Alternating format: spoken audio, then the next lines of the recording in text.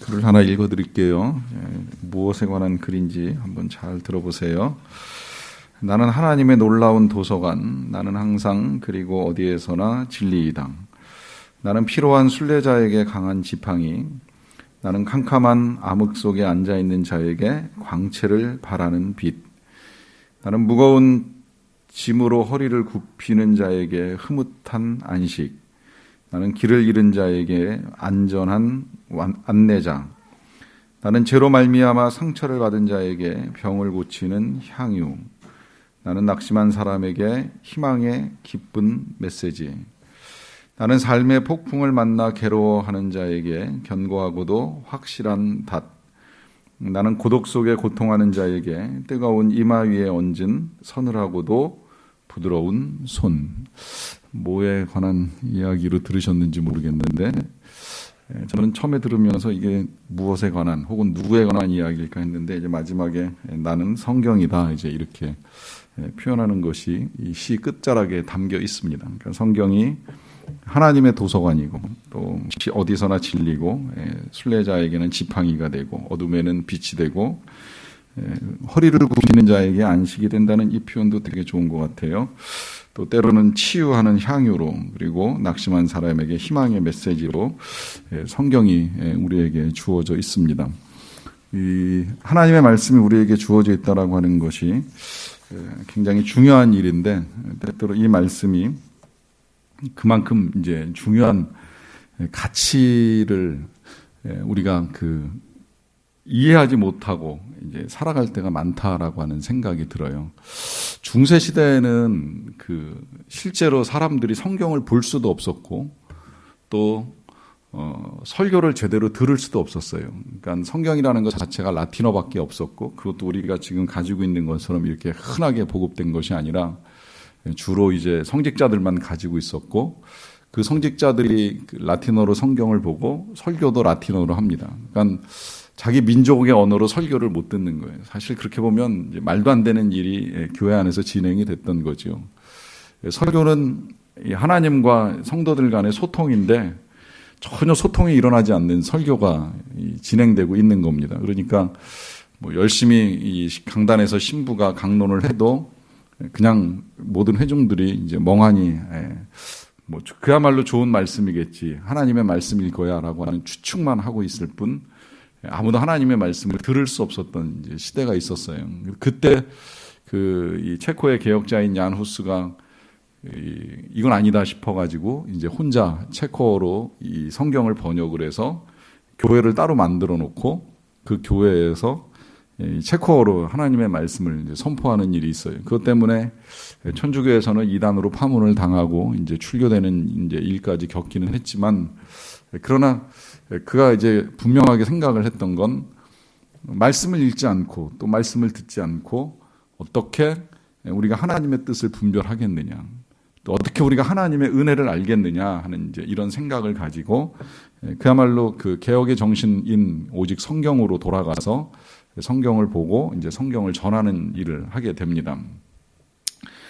그렇게 말씀을 보급하기 위해서 이제 애썼던 시대에 비하면 이제 우리는 어떻게 보면 그야말로 이제 그런 이야기를 제일 흔하게 많이 우리가 듣게 되는데 너무 많다 보니까 너무 쉽다 보니까 이제 귀한 줄을 모르는 거예요. 이게 진짜 한 권 얻는 게 보통 일이 아니고 또 하나 갖는 것이 쉽지 않다면 어쩌면 그 가치가 더 더해졌을지 모르겠는데 이제 너무 흔하다 보니까 이 가치가 떨어지고 있는 거 아닌가 하는 생각을 해요.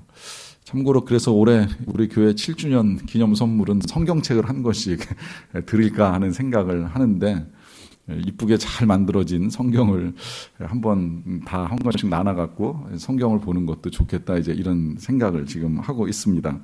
어쨌든 말씀은 되게 귀한 것인데요. 이 말씀을 우리가 지금 이제 마지막 권인 요한계시록을 쭉 보고 있는데 이제 한 중반쯤 왔어요. 중반쯤 오니까 이제 예수님도 요한에게 전달해 주고 계시는 계시를 정리해 주고 계시고 우리도 또 정리하고 넘어가야 될 필요가 있지 않나 하는 생각이 또다시 들어요.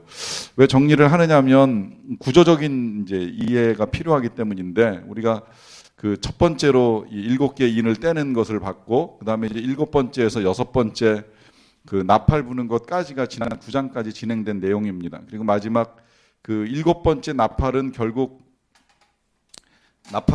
그 7개의 그 1에서부터 7개의 그 대접이 하나하나 이제 열리는 거를 보여주는 것이 7째 나팔이 불 때 나타나는 일이 되는 것인데, 이 7개의 대접이 쏟아지게 되면 지상에는 그야말로 이제 엄청난 이제 마지막 우리 주님께서 작정하고 계신 큰 심판이 진행되는 걸 볼 수 있고, 그 심판의 과정 중에 이제 구원받은 하나님의 백성들이 구원받은 하나님의 나라에서 어떻게 하게 될 것인가를 아주 분명하게 보여줍니다.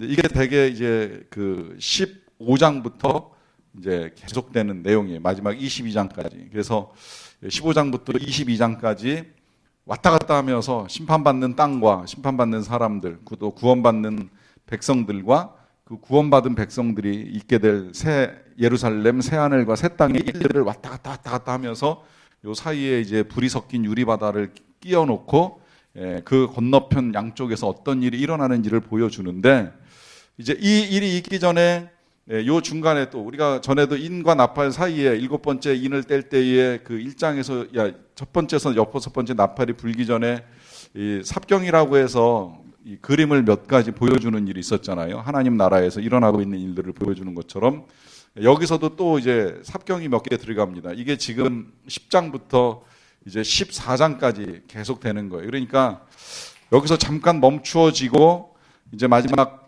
나팔이 불리면서 대접이 쏟아지기 전에 이제 그 삽경을 통해서 몇 가지 우리가 더 이해해야 될 것들을 이제 그림으로, 또 심지어 뭐 여기 혹시 처음에 그 말씀을 기억하실지 모르겠는데, 계시록은 우리에게 이제 오감으로 전해지는 메시지다, 이런 이제 말씀 이제 드리는 일이 있었잖아요. 그러니까 오감이라고 하는 건 청각뿐만이 아니라 이제 시각적으로도 볼 수 있게 해주고, 뿐만 아니라 이제 촉각적으로도 느끼고, 후각적으로 냄새 맡고, 이제 미각적으로 맛보게 해준다고 했는데, 지금 이 그림들 속에서도 이제 이 시각과 더불어서 오늘 같은 경우에는 이제 미각을 사용해서 하나님의 뜻과 계획, 메시지를 이제 전해주시는 것을 오늘 우리가 보게 됩니다. 그래서 오늘은 이제 10장의 그 첫 번째로 보여주는 그림을 이제 우리가 함께 보게 되는데요. 1절부터 읽어 나가면서 하나하나 좀 살펴보도록 하겠습니다. 내가 또 보니 힘센 다른 천사가 나타났어요. 이 힘센 다른 천사가 또 누굴까라고 하는 이제 질문이 생길 수밖에 없습니다. 왜냐하면 이제 다른 천사이기 때문이에요. 그런데 이 힘센 다른 천사에 대해서는 도대체 누구일까 약간의 논란이 좀 있어요. 왜 논란이 있느냐면 그 뒤에 이어지는 설명을 보면 꼭 예수님 같아요. 근데 이 예수님을 힘센 다른 천사다라고 하는 표현을 사용하니까 예수님은 아닐 거야 이제 이러고 이제 보는 시각이 있습니다. 그런데 양쪽의 시각이 다 있어요. 근데 여기서부터는 제 견해입니다만은 저는 그냥 예수님이시라고 보는 게 더 본문을 이해하는데 이제 편할 것이라는 생각을 해요. 뭐 싫으면 그렇게 안 보셔도 돼요. 그냥 그야말로 뭐 가브리엘이나 아니면 또 다른 알지 못하는 천사이겠거니 생각해도 전혀 상관없어요. 이게 천사다 아니다를 가지고 뭐 천사다 예수다를 가지고 뭐 진리다 이단이다 따질 필요는 없을 것 같고, 다만 예수님이라고 보면 이제 본문을 이해하기 편하다고 생각을 하는데, 일단 그렇게 보는 이유를 조금 말씀드리자면, 예수님이 때로 구약에서는 예수님이라는 이름으로 사용된 적이 한 번도 없잖아요. 그런데 가끔 천사의 모습으로 임하셔가지고 하나님을 대신해서 등장하는 경우들은 간혹 있거든요. 그 대표적인 예가 야복강가에 나타난 하나님이라고 설명되어 있진 않아요. 근데 이 하나님과 씨름을 해요, 야곱이. 근데 그 씨름하는 야곱과 씨름하는 그 존재가 하나님이냐 천사냐 예수님이냐 명확하진 않아요, 사실은. 누가 씨름을 했는지에 대해서. 다만 어쨌든 뭐 하나님을 대리한 천사가 되었건 예수님이 됐건 야곱이 씨름한 대상은 하나님으로 보는 것이잖아요. 그런 이제 상황들. 아니면 이제 다니엘 친구들이 사자굴에 들어갔을 때에 3명이 들어갔잖아요. 근데 그 안에 4명이 있잖아요. 그 한 명이 누구냐라고 했을 때 이걸 천사로 볼 거냐 예수님으로 볼 거냐, 이제 이런 논란이 이제 있거든요. 근데 대개 이제 성경학자들은 그 불 속에 있었던 또 한 명을, 풀무불 속에 있었던 또 한 명을 예수님으로 보는 거예요. 예수님이 그들과 함께 고난당하는 현장에 이제 계셨던 것으로 보는 거죠. 근데 사실 그게 진짜 예수님인지 천사인지는 이제 불명확한 부분들이 남아 있으니까 이 부분도 사실은 예수님을 천사로 볼 거냐 말 것이냐 하는 것보다 그 뒤에 이제 설명들을 보면 오히려 더 중요한 내용이 이 속에 이제 담겨 있는 걸 보게 되는데, 제일 처음에 보시면 예수님으로 보는 근거라고도 할 수 있겠는데요. 제일 처음에 뭘 입고 있어요? 구름을 입고 있고 하늘에서 내려옵니다. 자, 구름을 입고 하늘에서 내려온다. 느낌 자체가 벌써 예수님 느낌 확 나잖아요. 여기서 구름이라고 하는 거, 언제나 구름 뭐라 그랬습니까? 주님의 임재와 영광의 상징이에요. 우리 예수님이 구름 타고 다시 오시리라 하는 건 절대 손오공처럼 오신다는 이야기가 아니죠. 영광 가운데 임하신다는 거예요. 그리고 그 구름이 영광인 건 또 우리가 그 출애굽기 회막에서 가장 명백하게 드러나잖아요. 처음으로 회막이 세워지고 이 아론이 그 아들들과 함께 하나님께 제사를 드릴 때에 나타난 하나님의 임재는 빽빽한 구름 가운데, 이 빽빽한 구름이라는 표현 자체가 아주 강한 영광 가운데 임재하시는 이제 하나님을 보여주는 겁니다. 그 똑같은 일이 이제 솔로몬 성전이 봉헌될 때도 나타났고요. 그래서 일단 영광 가운데 나타나는 천사라고 할 수 있겠고, 그 영광 가운데 나타나는 이 천사가 하늘에서 내려오는데 그 머리 위에 뭐가 있다 그래요? 무지개가 있다 그래요. 무지개는 뭘 상징하는지 이제 이것도 다 아시리라고 생각을 합니다. 뭐예요?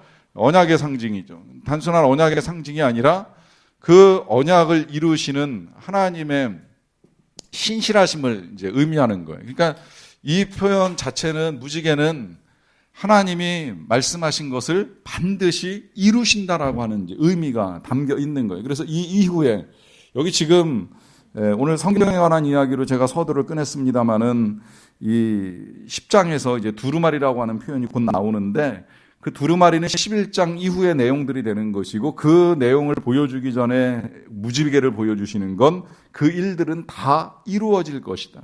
왜 이루어지냐? 하나님이 신실하시니까 헛소리 하시지 않고 말한 대로 다 성취할 것을 미리 암시 주는 거예요. 그러고 난 다음에 이제 그 얼굴은 해 같다 그랬어요. 이 해 같다라고 하는 이 표현도 이제 또 예수님이라고 제가 자꾸 보게 되는 이유가 여기 있어요. 우리가 계시록 처음 열 때 1장에서 처음에 예수님이 요한에게 그 모습을 보여주셨잖아요. 그때 여러 가지 모습을 요한이 기록해놨는데 그 중에 예수님의 얼굴, 해가 힘있게 비추는 것 같더라 그러잖아요. 해가 힘있게 비추는 것 같더라. 그러니까 이미 거기서 이 해가 상징이 됐죠. 힘이고 권세고 능력이라는 의미죠. 그러니까 권세와 능력과 힘을 가지신 주님이 이제 이 해 같은 얼굴로, 이건 이렇게 해석을 해도 좋아요. 그 말라기 4장 2절에 보시게 되면 말라기 선지자가 이제 마지막 때 예언을 하면서 의로운 해가 떠오르게 하시고 치료하는 광선을 바라신다, 이런 표현 들어보셨을 거라고 생각이 되는데, 그것이 예수님에 대한 예언으로 봐도 전혀 틀리지 않는 이제 표현이에요. 그 예수님이 의로운 해이시고 그 해가 실제로 오셔서 치료하는 광선을 바라셔서 많은 영혼들을 치유하고 고치시는 역사를 일으키셨잖아요. 이제 그런 의미에서 그 얼굴에 해 같다라고 하는 표현이 사용되는 것이고, 자, 그 발은 불기둥 같다 그랬어요. 이제 네 번째로는 불기둥 같은 발. 이것도 우리 느낌상 어디서 또 들어본 것 같죠. 1장에 예수님, 우리가 처음에 봤을 때에 나타난 예수님 어떤 발이었어요? 풀무불에 단련한 빛난 주석 같은 발이다 하는 말씀 기억나실 것이라고 생각을 하는데, 중요한 건 이 불기둥 같은 발이 한 발은 땅에, 한 발은 바다에 걸치고 있습니다. 왜 밟고 있을까요? 왜 이 땅을 밟고 서 있을까요? 그건 이제 2절에 나오는 건데, 여호수아 1장 3절에 보시게 되면 내가 모세에게 말한 바와 같이 너희 발바닥으로 밟는 곳은 모두 내가 너희에게 주었다. 준다는 건 무슨 의미예요? 결국은 이 모든 것들을 통치하라는 거죠. 밟는 모든 땅을 하나님이 여호수아 이스라엘 백성들에게 주실 것이니 그 모든 것들을 다 다스리라 하는 이제 의미입니다. 그러니까 이 불기둥 같은 발로 땅과 바다를 딛고 서 계신 것은 결국은 무슨 이야기가 되는 거예요? 온 우주의 통치자는 예수님이시라는 걸 또 한 번 확인시켜 주는 겁니다. 그리고 그것이 그렇다면 밟고 서 있는데 왜 불기둥 같은 발로 딛고 서 있느냐라고 하면 그 통치는 견고하고 그 통치는 영광스럽고 그 통치는 어미하다는 겁니다. 불기둥 같은 발이라고 하는 건 견고하면서 동시에 영광스럽고 또 어미롭다. 왜 어미로운가? 심판에 있어서만큼은 냉정한 거죠. 그 수천 년의 역사 속에서 살아계신 하나님을 무시하고 살아온 영혼들을 향한 하나님의 심판이 어미롭게 진행될 수밖에 없다는 거예요.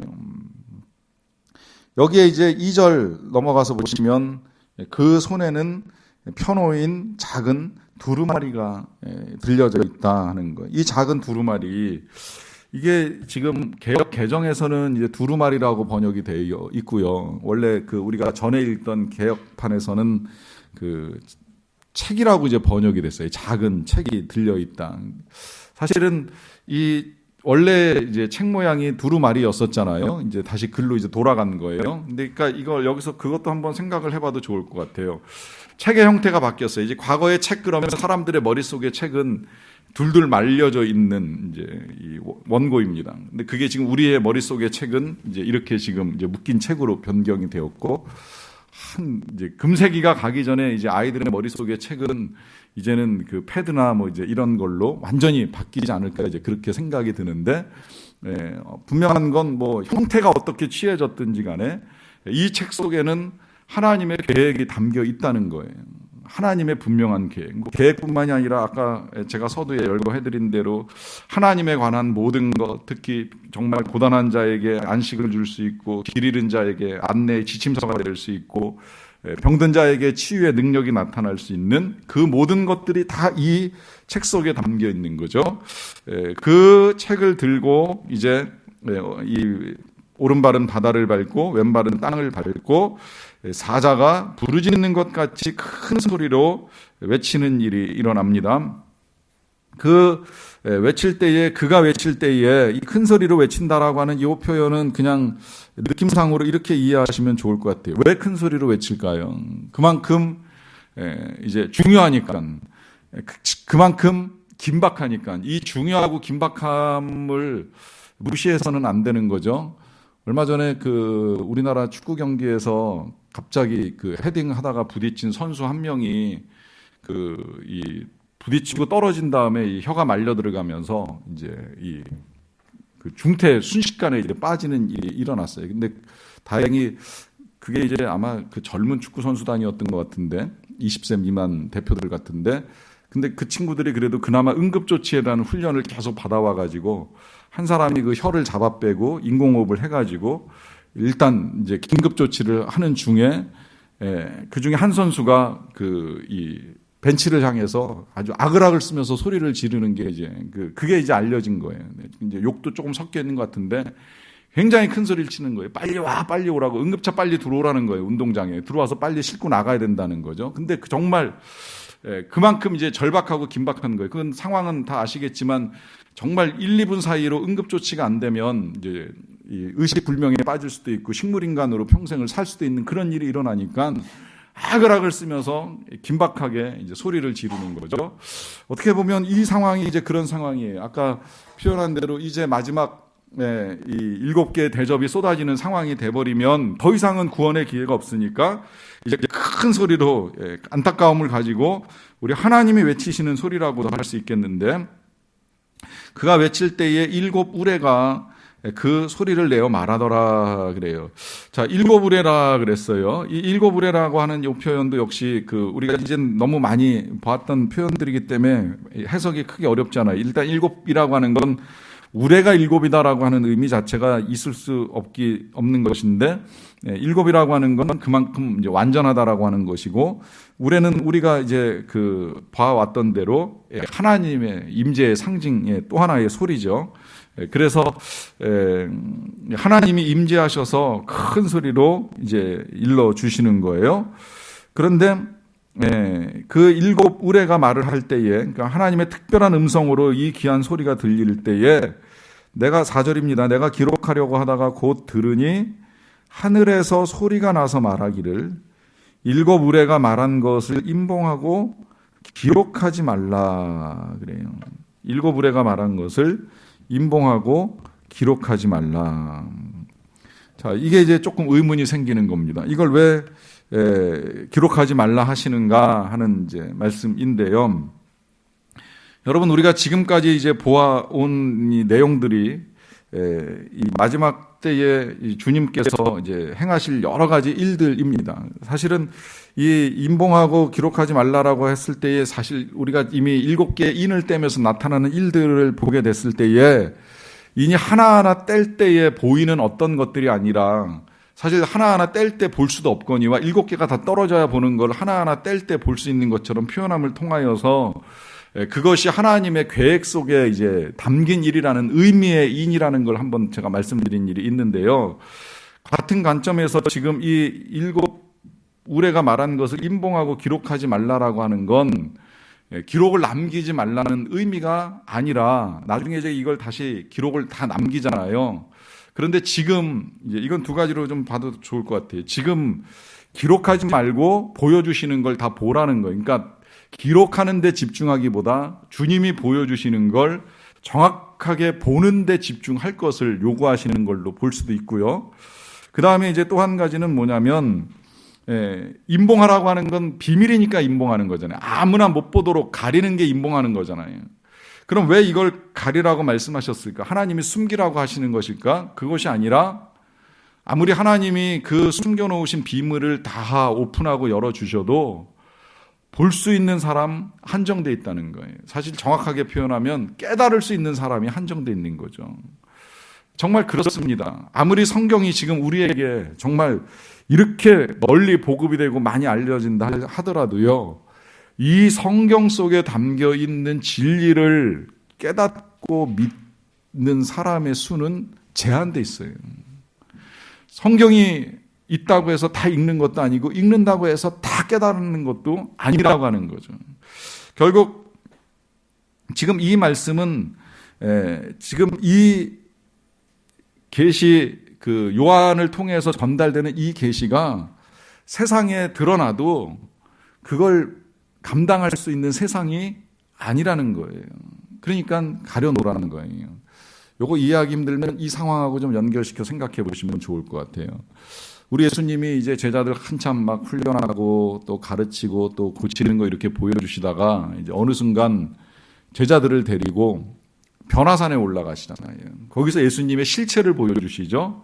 하나님의 아들인 것과 하얀, 정말 더 이상 희귀할 수 없는 하얀 옷을 입으시고 모세와 엘리야를 부르셔서 이야기를 나누고 그 가운데 하늘의 음성 이제 들려오는 것을 야고보와 요한과 베드로가 함께 경험을 합니다. 근데 그 신비한 경험 끝에 이제 하나님 물러가시고 다 사라진 다음에 예수님이 제자들에게 당부하시는 말씀 한 말씀 있죠. 뭐라 그러세요? 인자가 죽었다가 살아날 때까지 너희들 본 거 아무한테도 말하지 마라. 왜 말하지 말라 그래요? 어디 가서 그 얘기 잘못하면 제자들이 미쳤다 소리 듣거든요. 무슨 소리 하는 거냐? 웬 헛소리냐? 어떻게 그런 일이 일어날 수 있느냐? 어디 무슨 엘리야가 오고 모세가 오고 하나님의 음성이 들리고 아무도 인정 안 하거든요. 그리고 뭐 인정한다고 하는들 뭔지 모르는 거죠. 진짜 아직까지도 정말 그 순간까지도 예수님이 하나님의 아들인지 아닌지를 다 헷갈려하고 있는 상황에서 100번 얘기해봐야 소용없는 일이죠. 죽었다가 살아난 다음에 정확하게 이해가 되는 거거든요. 그러니까 말하지 말라 그래. 근데 말하지 말라 그래가지고서 안 드러났습니까? 나중에 다 드러나죠. 다 그 사실을 알게 됩니다. 아, 그 산에 예수님과 제자 3명이 올라갔던 걸 우리들도 다 알 수 있을 만큼 널리 알려지는 사건이 됐어요. 그러나 그 순간만큼은 아직 세상이 감당할 때가 안 됐다는 겁니다. 마찬가지로 지금 여기서 임봉하고 기록하지 말라는 건 이 세상이 요한이 전해받은 이 계시를 아직 감당할 때가 아니라는 거예요. 그렇다고 해서 계시를 안 하시는 건 아니에요. 계시합니다. 이제 5절부터 어떻게 계시하는지를 이제 봐야 되는데, 내가 본 바 바다와 땅을 밟고 서 있는 천사가 하늘을 향하여 오른손을 들었어요. 오른손을 드는 건 뭐 경배라고 하는 이제 의미도 될 수 있겠고, 또 이제 주시는 걸 받기 위해서 손을 내미는 것이라고도 볼 수 있겠는데, 일단 손을 들고서 6절 세세토록 살아계시니 곧 하늘과 그 가운데 있는 물건이며 땅과 그 가운데 있는 물건이며 바다와 그 가운데 있는 물건을 창조하신 이를 가리켜서 맹세합니다. 자, 여기 물건이라고 표현을 하니까 이제 우리 느낌상으로는 이게 꼭 정말 뭐라 그럴까, 인간의 손으로 만들어진 물건 같은 느낌이지만, 여기 이 물건은 모든 만물을 이야기하는 거예요. 땅에 있는 만물, 바다에 있는 만물, 그리고 하늘에 있는 모든 만물을 만드신 이제 하나님을 향하여서 맹세하며 이제 외칩니다. 6절 맨 끝에 보시면 이르되 지체하지 아니하리니 그래요. 지체하지 아니하리니라고 하는 이 말, 이제 앞서 우리가 봤던 표현에서 바뀌었어요. 그동안은 뭐예요? 언제까지 기다리시나이까, 뭐 이런 식으로 지체하시나이까 이런 질문이 있었잖아요. 근데 이젠 뭐예요? 지체하지 않는다. 뭐예요? 끝났다는 거예요. 이제 임박했다는 거예요. 곧 심판이 임한다라고 하는 의미죠. 7절 일곱째 천사가 소리를 내는 날 그의 나팔을 불려고 할 때에 하나님이 그의 종 선지자들에게 전하신 복음과 같이 하나님의 그 비밀이 이루어지리라. 이 비밀은 뭐예요? 주님의 심판의 비밀이고 구원의 비밀입니다. 이게 이제 이루어진다는 거. 일곱째 나팔과 함께 결국 기다림의 끝에 이제 하나님이 숨겨놓으셨던 구원의 복음과 동시에 심판의 비밀이 이제 완전히 성취가 된다는 거죠. 계속해서 8절로 넘어가서 볼게요. 하늘에서 나서 내게 들리던 음성이 또 내게 말하여 이르되 네가 가서 바다와 땅을 밟고 서 있는 천사의 손에 펴놓인 두루마리를 가지라 그래요. 자, 이제 여기서 이제 세 가지 명령이 주어집니다. 첫 번째로 가서 뭘 하라 그래요? 천사의 손에 있는 두루마리를 가지라 그래요. 가지라. 이제 전달 받는 거예요. 사도 요한이 전달 받아서 이제 그렇게 두루마리를 가지라 하니까 내가 천사에게 나아가 작은 두루마리를 달라 한즉 천사가 이르되 갖다 먹어 버리라 그래요. 자, 두 번째로 부탁하는 건 뭐예요? 먹으라라고 하는 부탁이죠. 자, 일단 여기서 좀 살펴보겠습니다. 뭘 말씀하는 거예요? 작은 두루마리 혹은 책이라고도 할 수 있겠는데 결국은 하나님의 말씀을 이야기하는 겁니다. 이 하나님의 말씀을 가지라 그러고 먹으라 그래요. 자, 일단 가지라고 하는 거는 이제 소유하라라고 하는 거잖아요. 결국 소유하라라고 하는 거는 무슨 이야기가 되는 거예요? 그 가치를 알라고 하는 거예요. 이게 뭐 정말 쉽게 가질 수 있고 아무나 가질 수 있는 거면 그렇게까지 말씀 안 하시겠지만 이게 귀한 거니까 전달해 주는 것이고 전달하니까 가지라는 것이고 가지고 있으면 그것이 얼마나 귀한 줄 알아야 되는데 그 귀한 소유의 가치를 알려고 하면 그 다음에 해야 될 것이 뭐냐면 먹으라 그래요. 근데 이 먹을 때에 뭐라고 말씀하시냐면 갖다 먹어버리라 하면서 내 배에는 쓰나 내 입에는 꿀같이 달리라 그래요. 자, 일단 배에는 쓰고 입에는 달다 그랬어요. 순서가 천사의 전달은 이렇고요. 그 다음에 그렇게 말씀하시고 나서 보니까 10절에 내가 천사의 손에서 작은 두루마리를 갖다 먹어버리니 입에는 꿀같이 다나 먹은 후에는 내 배에서는 쓰게 되더라 그래요. 자, 먹고 나니까 실제로 달고 쓰다라고 하는 경험을 하게 됩니다. 순서가 조금 달라지기는 했는데 분명한 건 하나님의 말씀을 먹을 때 나타나는 이제 우리의 느낌과 현상이 달고 쓴 것이 섞입니다. 왜 그럴까요? 일단 말씀이 단 건 틀림이 없어요. 하나님의 말씀은 시편 기자의 고백대로 꿀과 송이꿀보다도 훨씬 더 답니다. 이건 말씀을 읽으면 읽을수록 외우면 외울수록 알면 알수록 깨닫게 되는 이제 기쁨이라고 할 수 있겠는데 혹시라도 난 아직도 정말 하나님의 말씀이 단지 안 단지는 잘 모르겠다 하시면 꾸준히 하여튼 읽어가는 일들을 좀 하세요. 이게 처음에 좀 어려울 수 있어요. 이게 어떻게 보면 그야말로 쓴맛을 먼저 보고 단맛을 보는 경우들도 있기는 합니다만 정말 진리는 알면 알수록 그 말씀의 가치는 알면 알수록 이게 얼마나 귀한가. 그러니까 저는 서두에 그 시를 읽어드렸던 이유 가운데 한 가지는 이 사람 정말 정확하게 알고 시를 썼던 것 같아요. 이 말씀이 우리의 삶에 비춰주는 능력이 그냥 단순히 구원의 진리에서만 끝나는 것이 아니라 우리의 삶에 있어서도 실제적인 지침서요, 안내자요, 지팡이요, 생명의 빛으로 임하신다라고 하는 걸 정확하게 알고 있으니까 이제 이런 시가 나오는 거죠. 이것이 이제 확실하게 경험되면 그야말로 늘 하나님의 말씀을 읽는 게 즐겁고 즐겁다 보니까 정말 뭐 하루에 3장, 4장 아니라 이제 수십 장을 읽어도 그렇게 어려운 일이 안 되는 거예요. 그런데 문제는 뭐냐면 그 맛있는 말씀을 이제 우리의 삶에 적용할 때 때때로 이게 이제 힘들죠. 왜? 그대로 살려고 하면 핍박이 일어납니다. 시련이 일어나요. 오늘 아침엔가는 그런 기사를 이제 보는 일이 있었는데 그 대학교에서 이 장애인 그러니까 계단 강의실에 이 장애인이 들어갈 수 없어가지고 강의실 옮기자고 하니까 좀 뜻밖이었어요. 학생들이 반대해서 왜 불편하게 우리 강의실을 멀리 옮겨야 되느냐. 내가 지금 수업 받으러 오가는 게 그렇게 불편함을 겪어야 되느냐라고 하면서 학생들이 반대를 했다 이제 그러더라고요. 그래서 정말 그런가. 그러면 그 학생을 교수가 그럼 1대1로 따로 수업을 지도하겠다. 장애인이 그 강의실에 들어올 수 없으니까 그리고 강의실을 바꿀 수 없으니까 따로 교육을 해주겠다라고 하니까 그건 또 평등에 이제 어긋난다 이제 이래가지고서 이제 반대하는 친구들이 있다는 이제 기사를 봤는데 이제 그 기사를 분석하는 원인은 이게 이제 경쟁이 치열한 세상 속에 살다 보니까 이 아이들이 그 이제 굉장히 그런 문제에 있어서 예민하게 반응을 한다 이제 이렇게 이제 표현을 하더라고요. 뭐 어쨌든 세상이 그런 것까지야 이해가 되지만 그런 세상에서 우리가 말씀대로 살려고 그러면 이제 거기서 쓰디쓴 문제에 부딪히는 거예요. 누군가 나서서 이건 아니다라고 하는 주장을 하려고 하면 비난을 받거나 이제 욕을 먹거나 하는. 사실 뭐 그 정도 아니라면 그 누군가 적어도 2사람이 이 휠체어에 달라붙어서 이제 그 학생을 올려주고 내려주는 일을 해야 되는데 이런 일들이 쉽지 않은 세상에 살아가는 거죠. 그러니까 말씀대로 살려고 하면 그 삶에 있어서 이제 쓰디쓴 이제 문제에 부딪히는 결과를 가져옵니다. 이게 이제 우리의 삶에 적용할 때 나타나는 이제 현상 중에 하나이고요. 이제 경험 중에 하나가 되고요. 또 한 가지 이걸 전할 땐 더더욱 그래요. 우리가 진리의 말씀을 들을 때에는 사실은 복음의 말씀을 들었으면 굉장히 달콤하고 감사합니다.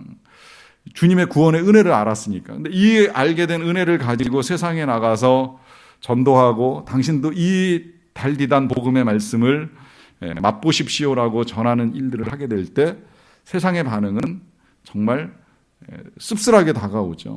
쓴맛으로 다가옵니다. 왜냐하면 그걸 알지 못하고 겪어보지도 않고 거절하는 일이 일어나니까 그걸 이제 경험하는 우리의 입장에서는 고통스러울 수 있다는 거죠. 이제 그런 의미에서 입에서는 달지만 배에서는 쓰다라고 하는 표현 자체가 전혀 틀리지 않아요.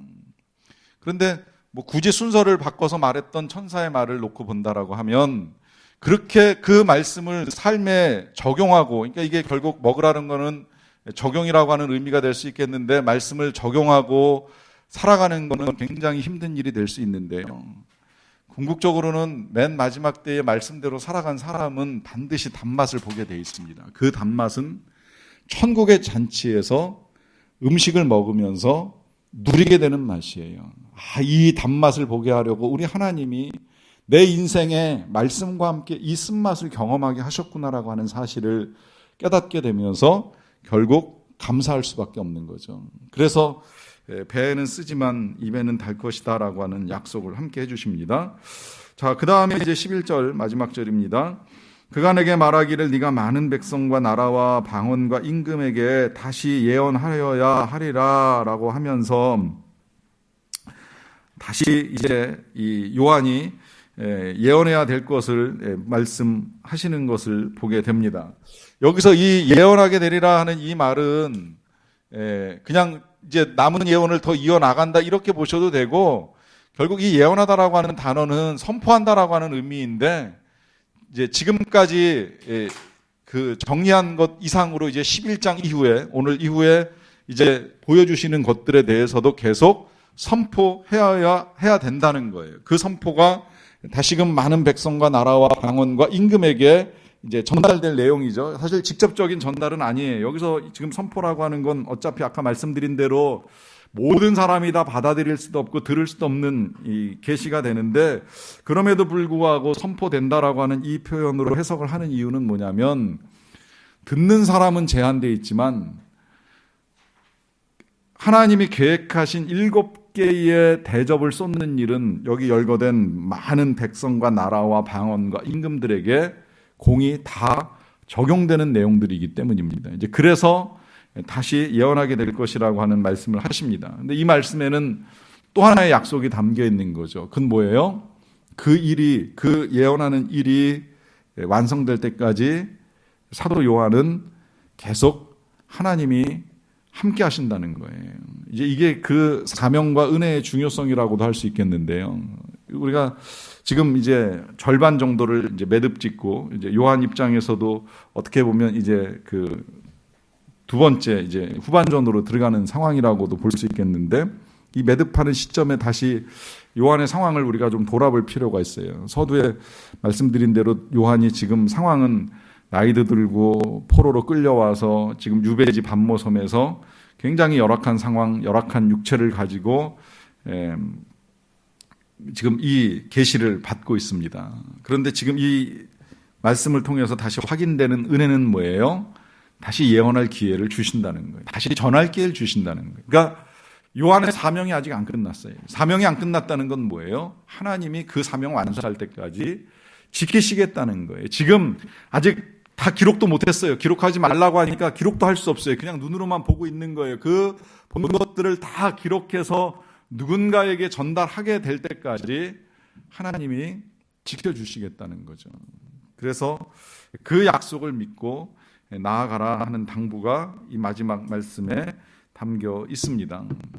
우리의 삶에도 동일한 약속은 틀림이 없습니다. 우리에게 주어진 이 땅에서의 사명, 주님 마지막 대접을 쏟으시고 이 땅을 심판하시기 직전까지 우리가 호흡하며 살아가야 될 시간들이 우리에게 남아있다라고 하면, 그건 하나님이 우리를 지키시겠다라고 하는 은혜와 함께 진행되는 일입니다. 그 은혜를 믿고 우리가 해야 될 일은 주님이 우리에게 말씀하시는 대로 따라가는 일, 또 말씀하시는 대로 선포하는 일, 그 말씀하시는 대로 우리의 삶에 적용을 하는 일입니다. 이제 그래서 우리가 그 말씀을 계속해서 듣는 일이 되게 중요한데요. 그 중요성 때문에 글 하나만 더 읽어드리고 같이 찬양하고 기도하도록 하겠습니다. 성경은 여행자의 지도, 순례자의 지팡이, 조종사의 나침판, 군인의 총검, 그리스도의 헌장, 부의 광맥, 영광의 극락, 기쁨의 신. 성경의 교훈은 거룩하다. 성경의 교훈은 구속력이 있다. 성경의 역사는 참되다. 성경의 결정은 변치 않는다. 그리스도는 성경의 가장 중대한 제목이다. 성경의 목적은 하나님의 영광이다. 현명하게 되기 위하여 성경을 읽으라. 안전하게 되기 위하여 성경을 믿으라. 거룩하게 되기 위하여 성경을 실천하라. 성경을 천천히 자주 기도하는 마음으로 읽어라. 성경은 기억을 채우고 마음을 규제하고 발걸음을 인도한다. 성경은 당신의 삶의 장에 주어졌고 심판대에 펼쳐지며 영원히 기억되리라. 성경은 최고의 책임을 내포하고 있고 최대의 노고를 보상으로 받고 그 거룩한 내용을 멸시하는 모든 자를 심판한다. 같이 찬양하고 기도하는 시간 잠깐 갖겠습니다.